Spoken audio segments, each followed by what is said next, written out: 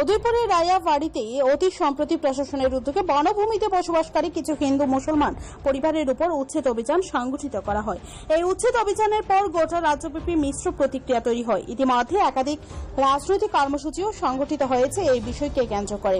আজ যাদেরকে উচ্ছেদ করা হয়েছে অবিলম্বে পুনর্বাসন প্রদানের দাবিতে Tripura Peoples Party, ASUC, IPIML এবং গণমঞ্চ এই চারটা দলের যৌথ উদ্যোগে এক সাংবাদিক সম্মেলন করে প্রশাসনের এই উচ্ছেদ অভিযানকে তীব্র ভাষায় নিন্দা জানানো হয়। এর পাশাপাশি অনতিবিলম্বে পুনর্বাসনের দাবিও জানানো হয় এই সাংবাদিক সম্মেলন থেকে।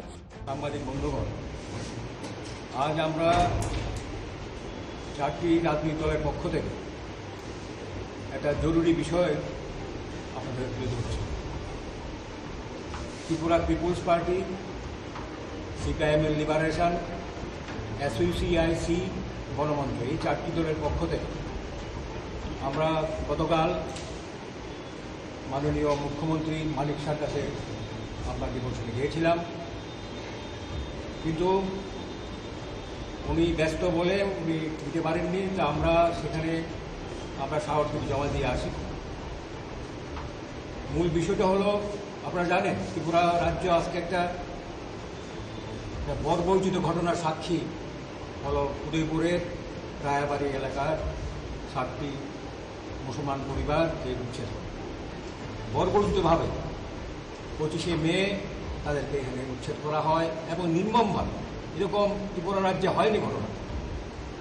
আপনারা জানেন এই লোকগুলি এখানে 1999 সালে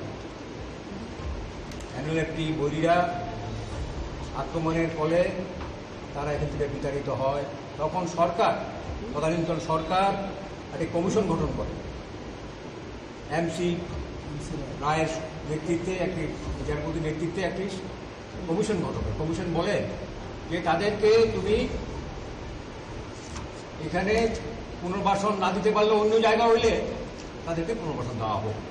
কিন্তু আজকে আবার 2019 সালে, এবং এরা বিভিন্নভাবে তদানীন্তন সরকার যদিও তাদের নামে কোনো বার্তা দেয়নি, তাদের নামে জমি দেয়নি, যেহেতু রেজাল্ট ফরেস্টে আছে, হঠাৎ করে 2019 সালে দেখা গেল সেখানে কতগুলি উপজাতি মানুষের নামে সেখানে পাট্টা দেওয়া হয়। সেখানেই শুরু হয়ে যায় অশান্তি কারণ। এবং বন দপ্তর এই 25শে বন দপ্তর এবং সরকার প্রশাসনের পক্ষ গিয়ে সেখানে গিয়ে নির্মমভাবে উৎখাত করে। আমরা নিন্দা জানাই, আমরা উচ্ছেদের বিরোধিতা করি। আমরা মনে করি, চিফ মিনিস্টারকে আমরা বলেছি আমাদের স্মারকলিপিতে, যে তুমি এখানে আজকে 7টি পরিবার আছে, আরও 46টি পরিবার ছিল সেই 99 সালে, সেই বাকি পরিবারগুলিকেও পুনর্বাসন দেওয়া ছাড়া উচ্ছেদ করা চলবে না। আমরা এই কথা বলি। এবং আজকে যে তাদের যে ক্ষতি হয়েছে, রাবার বাগান ক্ষতি হয়েছে, ঘর বাড়ি ক্ষতি হয়েছে, এই 7টি পরিবারে তাদের ক্ষতিপূরণ দিয়ে তাদেরকে পুনর্বাসনের ব্যবস্থা করবে। এবং পাশাপাশি আমরা বলবো অন্যান্য এই ছাদের বাইরে যারা আছে 46টি পরিবারের মধ্যে তাদেরও পুনর্বাসন ব্যবস্থা করো। তবে আমরা চাই না এখানে পুরোভাবেই যাতে ট্রাইবেলদের কোনো অধিকারের উপর হস্তক্ষেপ হোক, বার্তা দেওয়া হয়, ঠিক আছে, তাদের জন্য তুমি ব্যবস্থা করো। সরকারের দায়িত্ব, সুপ্রিম কোর্টের বিভিন্ন জাজমেন্ট রয়েছে, যে কাউকে উৎখাত করা যাবে না পুনর্বাসন দেওয়া ছাড়া। আমরা এটা বলেছি। এবং পাশাপাশি এই রাজ্যে অনেক জায়গায় অনেকে ইদানিংকালের বিভিন্ন লক্ষ্য করি আমরা উচ্ছেদ করা হয় 50 বছর 60 বছর যাবৎ যে সমস্ত জায়গায়, রাস্তাঘাট বিভিন্ন কারণে বা যদি কোনো সংরক্ষিত এলাকায় যদি কেউ বসে থাকে, সেগুলি তো নিশ্চয়ই আমরা দূর করতে চাই। কিন্তু তার জন্য তার পুনর্বাসন দিতে হবে, তাদের অল্টারনেটিভ, তাদের রিহ্যাবিলিটেশনের ব্যবস্থা করতে হবে। এই কথা আমরা বলেছি। আমরা আশা করি চিফ মিনিস্টার মানবিক কারণে, মানবিক দিক থেকে বিচার করে তাদের পুনর্বাসন ব্যবস্থা করবেন। ব্যুরো রিপোর্ট, ত্রিপুরা নিউজে।